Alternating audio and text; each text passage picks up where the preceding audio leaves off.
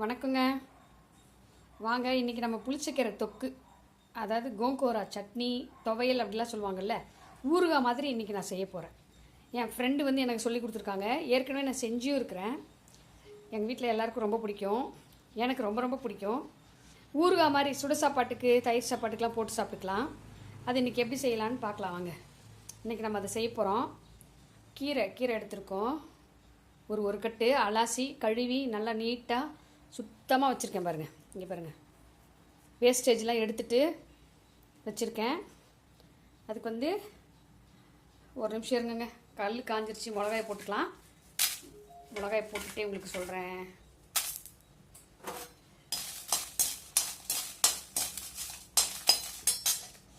அதுக்கு வந்து வெந்தயம் கொஞ்சம் எடுத்துருக்குறேங்க. வெந்தயம் ஒரு ஸ்பூன் அளவுக்கு எடுத்திருக்கேன். அப்புறம் கொஞ்சம் பூண்டு உரிச்சு வச்சுருக்கேன். பூண்டு நம்ம இஷ்டம் தான், எவ்வளோ வேணால் போட்டுக்கலாம். எனக்கு உரிக்கிறதுக்கு கொஞ்சம் சோம்பேறித்தனமாக இருந்துச்சு, அதனால் ஒரு கட்டை மட்டும் உரித்து வச்சுருக்கேன். கொஞ்சம் புளி எடுத்து வச்சுருக்கேன். அப்புறம் கடுகு வந்து அதில் இருந்த உளுத்தம் பருப்புலாம் எடுத்துகிட்டு ஒரு ஸ்பூன் அளவுக்கு கடுகு எடுத்து வச்சுருக்கேன்.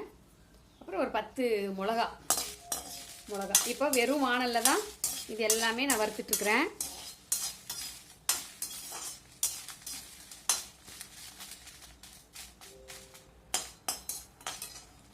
இப்போ வந்து நான் நல்லெண்ணெயில் தான் செய்ய போகிறேன். நல்லெண்ணெயில் செஞ்சால் தான் ரொம்ப ரொம்ப நல்லாயிருக்கும். அப்புறம் ஒரு மாதத்துக்கு அந்த மாதிரி கிடாது, ரொம்ப நல்லாயிருக்கும், அப்படியே இருக்கும்.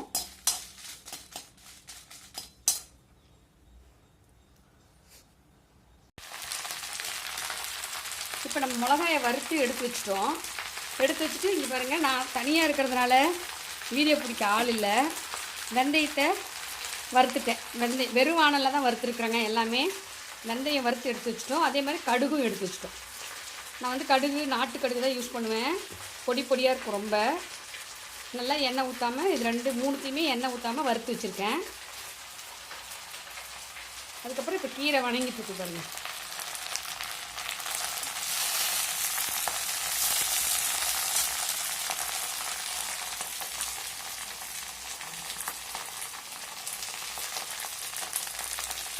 வீடியோ பிடிக்கிறதுக்கு ஆள் இல்லைங்க, அதனால் நானே எடுத்துட்டுருக்குறேன்.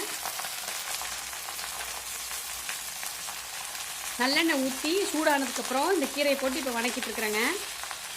அது வணங்க கொஞ்சம் கீரையை எடுத்து போட்டுட்ருக்குறேன்.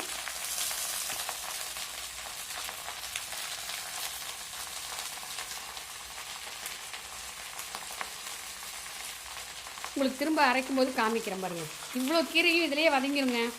வதங்கினதுக்கப்புறம் கொஞ்சம் தான் வரும் பாருங்கள். உடம்புக்கு ரொம்ப நல்லது, ரொம்ப டேஸ்ட்டாகவும் இருக்கும். வித்தியாசமாக சாப்பிட்லாம்ல, அதுக்கு தான். கீரை வதங்கினதுக்கப்புறங்க அரைச்சிட்டேங்க. வீடியோ பிடிக்க ஆள் இல்லை, அதனால் அரைச்சிட்டு மிக்சியில் தான் அரைச்சிருக்கேன். கண்டிப்பாக அப்படியே வதங்கிறதுக்கு வாய்ப்பே இல்லை. நல்லெண்ணெய் ஊற்றி நல்லா வணக்கிட்டு திருப்பி கொஞ்சம் தண்ணி போட்டு கொஞ்சம் புளி போட்டு அரைச்சி வச்சுருக்கோம். இப்போ நம்ம தாளிக்க போகிறோம். தாளிக்கிறதுக்கு இங்கே பாருங்கள், நல்லெண்ணெய் எவ்வளோ ஊற்றிருக்க பாருங்கள். இதே மாதிரி தான் முதல்ல அதுக்கும் எண்ணெய் ஊற்றினேன். அந்த கீரையை வதக்கிறதுக்கும் இவ்வளோ எண்ணெய் ஊற்றிருக்கேன். வதங்கினோடனே நம்ம வந்து கடுகு போடலை, வெறும் பூண்டு தான் போட போகிறோம்.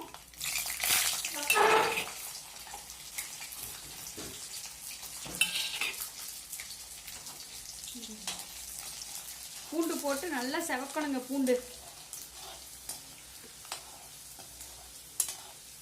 நல்லாவே ப்ரௌன் கலரில் வரணும். இந்த கடுகு, வெந்தயம், மிளகா இது 3 நம்ம நுணுக்கி வச்சுருக்கோம் வறுத்துட்டு. இதில் வந்து புளி போட்டு அரைச்சி வச்சுருக்குறேங்க. புளி வந்து நம்ம வீட்டோட புளி, அதனால் கல் அது மாதிரிலாம் எதுவும் இல்லை, நீட்டாக பார்த்து அரைச்சி வச்சுருக்கோம். நல்லா தொக்கு மாதிரி ரொம்ப நல்லா வணக்கிட்டோம்னா 1 மாதம் 2 மாதம்னாலும் கெடாது, நல்லா சூப்பராக இருக்கும். சுட சாப்பாட்டுக்கு போட்டு பிசைஞ்சு சாப்பிட்றதுக்குலாம் ரொம்ப ரொம்ப நல்லாயிருக்கும். இந்த கருவேப்பிலை அதெல்லாம் எதுவுமே போடலைங்க. ஒரு சிலர் பெருங்காயம் போடுவாங்க, நான் பெருங்காயம் போடலை, எனக்கு பிடிக்காதுங்கிறதுக்காக போடலை. பெருங்காயம் பிடிக்கும், இதில் போட்டால் பிடிக்காது, அதனால் போடலை. இவங்க எந்த அளவுக்கு செவந்து வந்திருக்கு பார்த்தீங்களா? இப்போ தான் கெடாமல் இருக்கும். இங்கே பாருங்கள், நல்லா செவந்துருச்சு. இப்போ வந்து நம்ம இந்த தொக்கு இதில் கொட்டிடலாம்.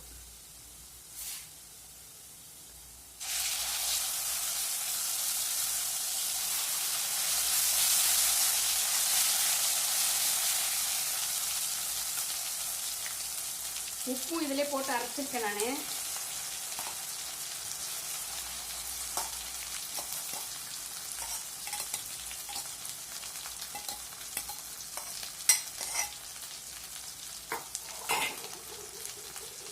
இப்போ வணக்கிறப்பெல்லாம் கை வச்சா ஒன்றும் பிரச்சனை இல்லைங்க, ஒன்றாகாது. வணக்கி முடிஞ்சு ஸ்டோர் பண்ணும்போது தான் நம்ம கை வைக்கக்கூடாது.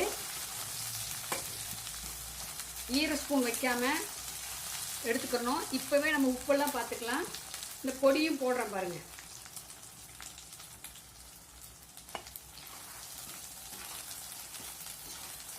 இதில் நம்ம எவ்வளோ எண்ணெய் ஊற்றுனமோ அவ்வளோ எண்ணெயும் வெளியில் வரும். அப்போ தான் நம்ம எடுத்து ஸ்டோர் பண்ணணும் ஆற வச்சு.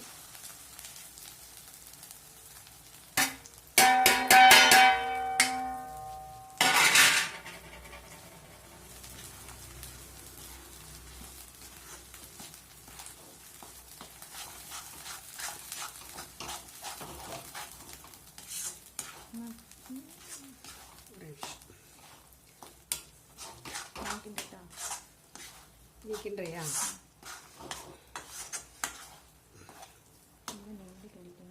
இந்த முடிய போகுது. இப்படியே ஸ்லோவாக கிண்ட வேண்டியது தானேங்க. கிண்டி இந்த எண்ணெய் வெளியில் வரும்போது நம்ம நிறுத்தி ஆஃப் பண்ணி ஆற வச்சு ஸ்டோர் பண்ணி வச்சுக்கலாம். வெளியிலே வச்சுக்கலாம், கெடாது. ஃப்ரிட்ஜில் வச்சுக்கிறவங்க வச்சுக்கலாம். 3 மாதம் வரைக்கும் இது கெடாது. ஃப்ரிட்ஜில் வச்சோம்னா, வெளியில் வச்சா 1 மாதம் வரைக்கும் கெடாது. இந்த எண்ணெய் ஃபுல்லாக வெளியில் வந்துடணும்.